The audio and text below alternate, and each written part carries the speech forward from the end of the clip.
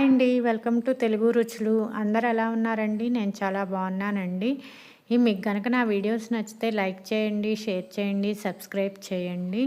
ఈరోజు మనం simple and క్విక్లీగా అయిపోయే చిక్కుడుకాయ ఫ్రై ఎలా తయారు చేయాలో చూద్దామండి. చాలా టేస్టీగా ఉంటుంది. మీరు ఒకసారి ట్రై చేయండి. ఫస్ట్ చిక్కుడుకాయలని శుభ్రంగా కడుక్కొని వీటన్నిటిని కూడా ఇక్కడ చూపిస్తున్నట్టుగా ఒలిచి ఒక ప్లేట్లోకి తీసుకోవాలండి. ఆ తర్వాత ఈ చిక్కుడుకాయ ముక్కలన్నిటినీ కూడా ఒక గిన్నెలో వేసుకొని ఉడికించుకోవాలి. కొంచెం సాల్ట్ వేసి ఉడికిన తర్వాత ఇలా స్ట్రైనర్లో వడకట్టుకొని పక్కన పెట్టుకోవాలి. ఆ తర్వాత ఒక కళాయి పెట్టుకొని దాంట్లో 3 స్పూన్స్ ఆయిల్ వేసుకొని దాంట్లోకి మనం తిరగమాత గింజల్ని వేగిన తర్వాత 2 ఆనియన్స్ని కూడా కోసి దీంట్లో వేసుకోవాలండి. ఇలా వేసుకున్న ఆనియన్స్ని కూడా బాగా కలుపుకోవాలి. ఈ ఆనియన్స్ తిరగమాత గింజలు బాగా వేగేటట్లుగా బాగా కలుపుకోవాలండి.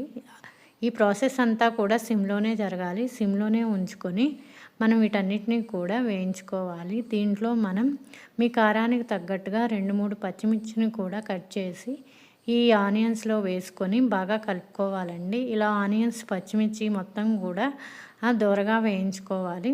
ఇలా ఇవి వేగిన తర్వాత మనం ఆల్రెడీ స్ట్రైనర్లో పెట్టుకున్నటువంటి చిక్కుడుకాయ ముక్కలన్నిటినీ కూడా ఈ కళాయిలోకి వేసుకొని బాగా కలుపుకోవాలి. ఇవన్నీ కూడా సిమ్లోనే జరగాలండి. సిమ్లో పెట్టుకొని మొత్తం కలుపుకోవాలి. ఈ చిక్కుడుకాయ ముక్కలన్నీ కూడా కొంచెం బాగా మగ్గాలి ఆయిల్లో. ఆయిల్ అంతా కలిసే విధంగా చిక్కుడుకాయల్ని బాగా కలుపుకుంటూ ఉండాలి. ఇలా చిక్కుడుకాయలు కొంచెం మగ్గటం కోసం మీ టేస్ట్కు తగ్గట్టుగా ఒక 2 స్పూన్స్ సాల్ట్ని కూడా వేసుకోండి. అలాగనే 1 స్పూన్ పసుపు కూడా వేసుకొని బాగా కలుపుకోవాలి. ఇలాగా మొత్తం కలిసేటట్టు కలుపుకొని వీటిని అంతటినీ కూడా మగ్గించుకుంటూ ఉండాలండి. సిమ్లోనే ఉంచుకోవాలండి. హై ఫ్లేమ్ పెట్టుకోవాకండి, మాడిపోతుంది. ఆ తర్వాత ఒక మిక్సీ జార్ తీసుకొని 5-6 పచ్చిమిర్చి, 5-6 వెల్లుల్లిని, అలాగనే మీ దగ్గర పచ్చి కొబ్బరి పొడి ఉంటే పొడి వేసుకోండి, లేదంటే పచ్చి కొబ్బరి ముక్కలు అంటే ముక్కలు వేసుకోండి. నా దగ్గర ఇక్కడ పొడి అవైలబుల్గా ఉందండి, అందుకని పచ్చి కొబ్బరి పొడి వేసుకున్నాను. ఒక 4-5 స్పూన్లు పచ్చి కొబ్బరి పొడి కూడా వేసుకొని వీటన్నిటినీ కూడా మనం మిక్సీ పట్టుకోవాలి. మీ కారానికి తగ్గట్టుగా వేసుకోండి అన్నీ కూడా. ఇలా మిక్సీ పట్టుకుని ఒక పక్కన పెట్టుకోండి.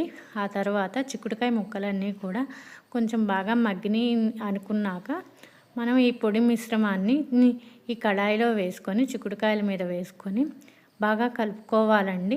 ఇదంతా కలిసే విధంగా బాగా కలుపుకోవాలి. ఇలా చిక్కుడుకాయ ముక్కలు ఈ పొడంతా కూడా బాగా కలిసిపోవాలి. అంతా కొంచెం సేపు ఆయిల్లో కలిసిపోవాలండి, బాగా మిక్స్ అవ్వాలి. ఇలా అంతా మిక్స్ అయిన తర్వాత కొంచెం సేపు దీన్ని వేయించుకొని తర్వాత మనం కరివేపాకుతో గార్నిష్ చేసుకోవటమేనండి. అంతేనండి, సింపుల్గా అయిపోతుంది. ఇది సాంబార్లోకి బాగా సైడ్ డిష్గా బాగుంటుందండి. మీరు కూడా ఒకసారి ట్రై చేయండి.